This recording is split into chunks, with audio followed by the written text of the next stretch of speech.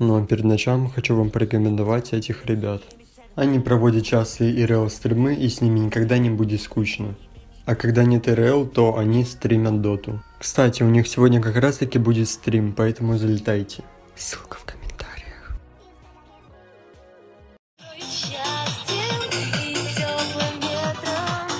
А ну-ка там сосисочки проверим. Ой, а здесь красота, ёбаный рот. А здесь красота, ёбаный рот. Давай, может, для антуража реально еще возьмем. Вот она. Чё?